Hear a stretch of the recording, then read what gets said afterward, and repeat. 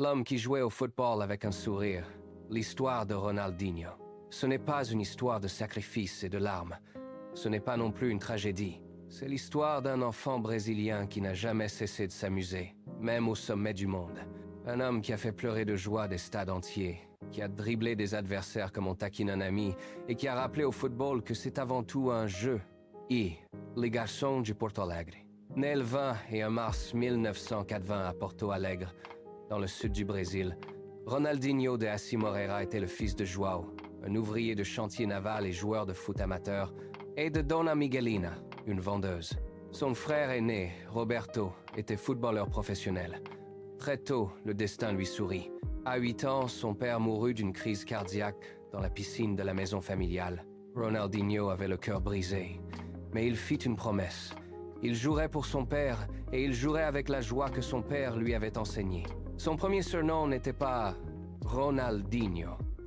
Il s'appelait Ronaldo, comme le joueur brésilien. Mais comme il était plus jeune et plus petit, on l'appela Ronaldinho, le petit Ronaldo. Et ce petit Ronaldo avait un don. Le ballon collait à ses pieds comme par magie. Il inventait des dribbles que personne n'avait jamais vus. Il s'amusait sur le terrain et son sourire était déjà légendaire. Due, le prodige du Grêmio.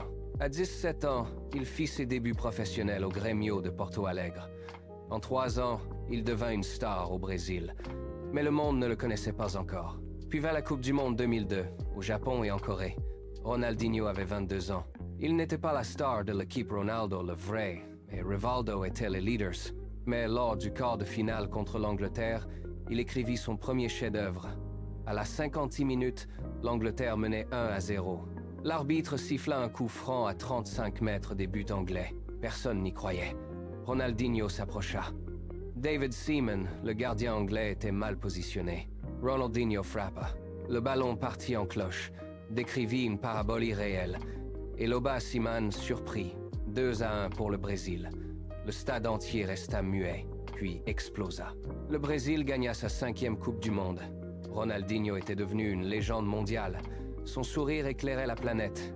Scène, le Paris Saint-Germain. Le show commence. Après le mondial, Ronaldinho rejoignit le Paris Saint-Germain. La France découvrit un joueur qui n'avait pas de poste fixe. Il jouait ailier, milieu, attaquant, peu importe.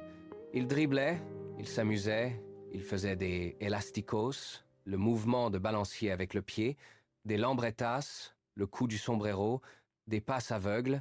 Les Parisiens tombaient amoureux. Mais à Paris, il y avait un problème. Ronaldinho aimait trop la nuit. Les boîtes de nuit, la samba, les fêtes. Les entraîneurs lui disaient de se concentrer. Il souriait, promettait, puis recommençait. Pourtant, sur le terrain, il était irrésistible. Il marqua des buts impossibles, des coups francs magiques. Paris n'avait jamais vu ça.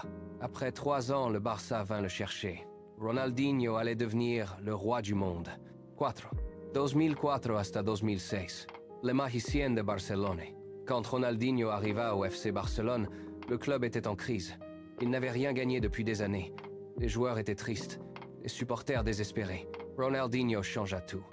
Il ne venait pas seulement pour gagner, il venait pour s'amuser et faire aimer le foot à nouveau. Dès son premier match, il marqua un but magnifique. Le Camp Nou qui boudait se leva. Ce fut un coup de foudre collectif.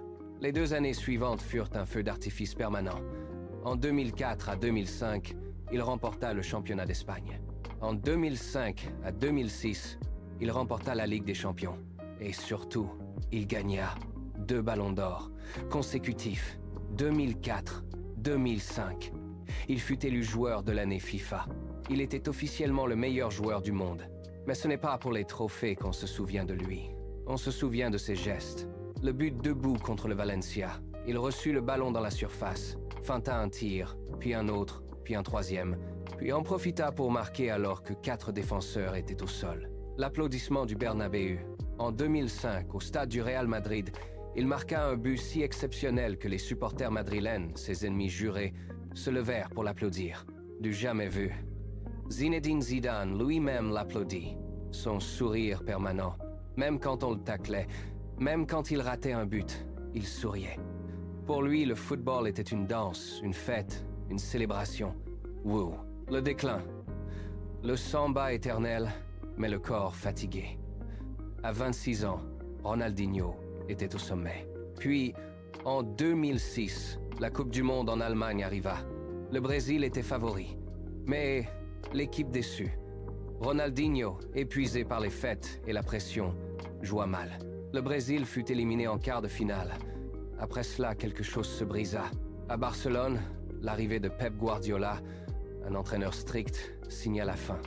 Guardiola voulait des joueurs disciplinés, qui courent, qui défendent.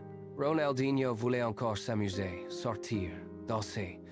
Le conflit était inévitable. En 2008, Ronaldinho quitta Barcelone pour l'AC Milan.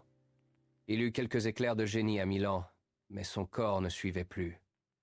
Les nuits blanches, l'alcool, les excès. À 30 ans, il était déjà un joueur vieilli.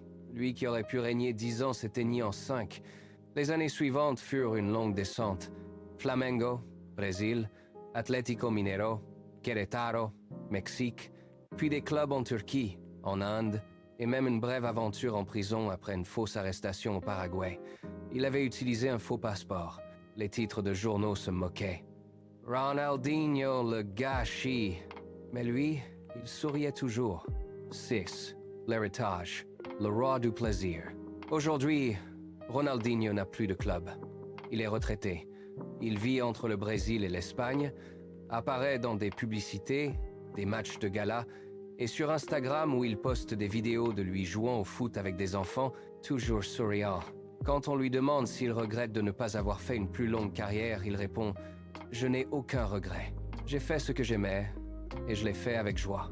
Les trophées, c'est bien, mais le sourire des gens, c'est mieux. » Les jeunes joueurs d'aujourd'hui, comme Neymar ou Mbappé, citent tous Ronaldinho comme leur idole, parce qu'il leur a montré que le football pouvait être magique. La leçon de Ronaldinho. Ronaldinho ne nous apprend pas à être disciplinés, comme Ronaldo. Il ne nous apprend pas à être résilients, comme Messi. Il ne nous apprend pas la tragédie sublime, comme Maradona. Ronaldinho nous apprend quelque chose de plus simple et de plus précieux, et supérieur à... Le génie n'a pas besoin de souffrir pour briller. On peut être le meilleur du monde et garder un cœur d'enfant. Il nous rappelle que le football est peu. Être la vie ne sont pas faits que de records, de sacrifices et de larmes. Ils sont aussi faits de sourires, de dribbles inventés pour le plaisir, de nuits de fêtes et de moments de pure légèreté. Ronaldinho n'a pas eu la carrière la plus longue. Il n'a pas eu le plus de ballons d'or. Mais il a eu ce que personne d'autre n'a eu. Il a fait aimer le football à des millions de gens qui n'y connaissaient rien. Il a transformé un stade en carnaval. Et quand il s'en allait, les adversaires lui demandaient son maillot, non pas par respect, mais par amour.